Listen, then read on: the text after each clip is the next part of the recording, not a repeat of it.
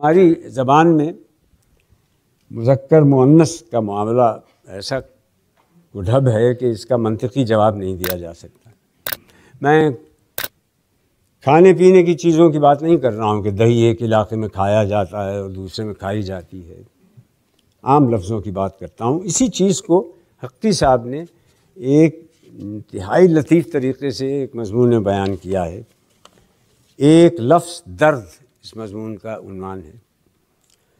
میری چھوٹی سی بھتیجا تہمینہ نے ایک دن سوال کیا، چچا جان درد لڑکی ہوتی ہے یا لڑکا؟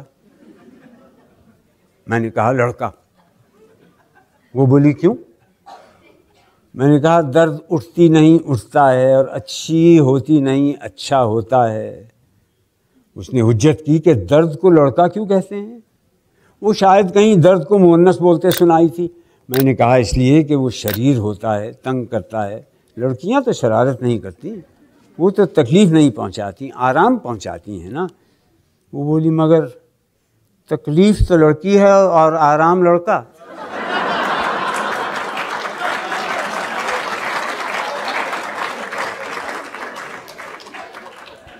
اس پر میں ذرا چکرایا، بات بنانے کو کہا بھائی بعض لڑکیاں بھی تو شریر ہوتی ہیں، آخر تو بس تکلیف ایک ایسی شریر لڑکی ہے، مگر دیکھو خوشی لڑکی ہے اور رنج لڑکا۔ اکثر اچھی اچھی چیزوں کو لڑکی ہی بنایا گیا ہے۔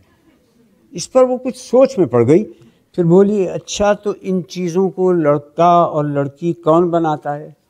میں نے کہا بولنے والوں نے بنایا ہے، جیسے اللہ میاں نے کسی کو لڑکا کسی کو لڑکی بنا کر بھیج دیا ہے۔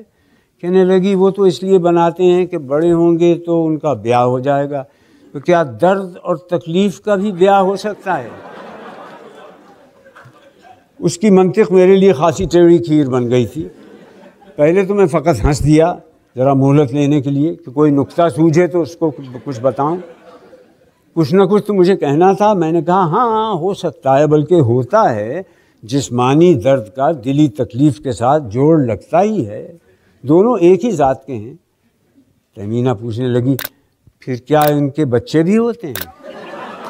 میں نے کہا ہاں ضرور ہوتے ہیں، آہیں آنسو کراہیں سبکی سسکی۔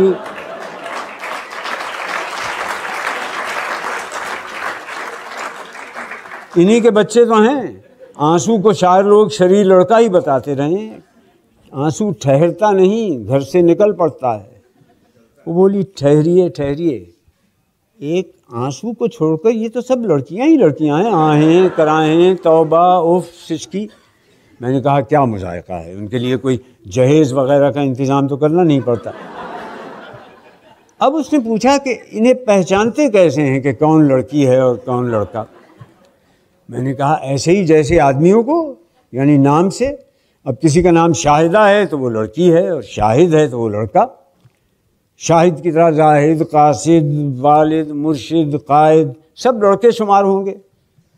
یہاں میں نے خود ہی اپنے آپ کو پھندے میں پھنسا لیا۔ وہ جھٹ بولی مگر قاعدہ تو لڑکا ہے، جب شاہدہ لڑکی ہے تو قاعدہ اور فائدہ لڑکے کیسے ہو سکتے ہیں؟ شاہدہ تو آتی ہے اور قاعدہ پڑھایا جاتا ہے، اور فائدہ بھی ہوتی نہیں ہوتا ہے۔ میں پھر کھسیانی ہنسی ہنسا، بولا دیکھو یہ ذرا زیادتی ہو گئی، مگر سنو قاعدہ کی جمع قواعد کو مؤنث بنا دیا ہے۔ وہ فوراً بولی قواعد بن جاتے ہیں یا بن جاتی ہیں؟ ابھی تو آپ نے کہا کہ قواعد کو قاعدہ کے بدلے میں لڑکی بنایا گیا ہے۔ میں نے سنجیدگی قائم رکھنے کے لیے کہا مطلب یہ ہے کہ سن کر یا پڑھ کر اس کی آواز سے محسوس ہو جاتا ہے کہ لفظ مذکر ہے یا مؤنث۔ اس نے اپنی چلائی، کہنے لگی مجھے تو درد لڑکی لگتی ہے۔ میں نے پیچھا چھڑانے کو کہا ہاں چلو تم یوں ہی بولا کرو، اور لوگ بھی بولتے ہیں، تم اکیلی نہیں ہو۔ مگر یاد رکھو کہ مذکر مؤنث کی کچھ واضح علامتیں بھی ہیں۔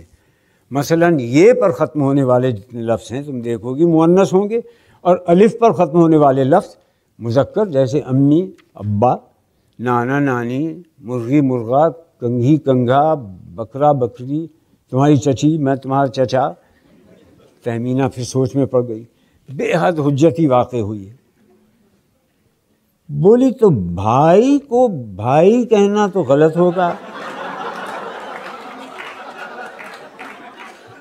بھا کہا کروں اور آپا کو آپی؟ مگر یہ تو بڑی گڑبڑ کی بات ہے. کیا دھوبن کو دھوبی کہوں اور دھوبی کو دھوبا؟ میں نے بات کا رخ بدلنے کے لیے کہا دیکھو بعض لفظوں میں جو آخر میں یہ آتی ہے یہ ان کے پیشے کو ظاہر کرتی ہے. جیسے دھوبی، درزی، نائی، قصائی، بساتی، کبابی. بولی تو یہ سب آپ کیا کہتے ہیں مؤنث ہیں، اور ماما آیا کیا کہتے ہیں مذکر. تو آیا آئی کہ آیا آیا؟ وہ پھندے پر پھندا ڈالتی جا رہی تھی. مجھے ضروری کام یاد آ گیا. میں نے کہا ابھی تمہیں یہ باتیں سمجھانا بہت مشکل ہے.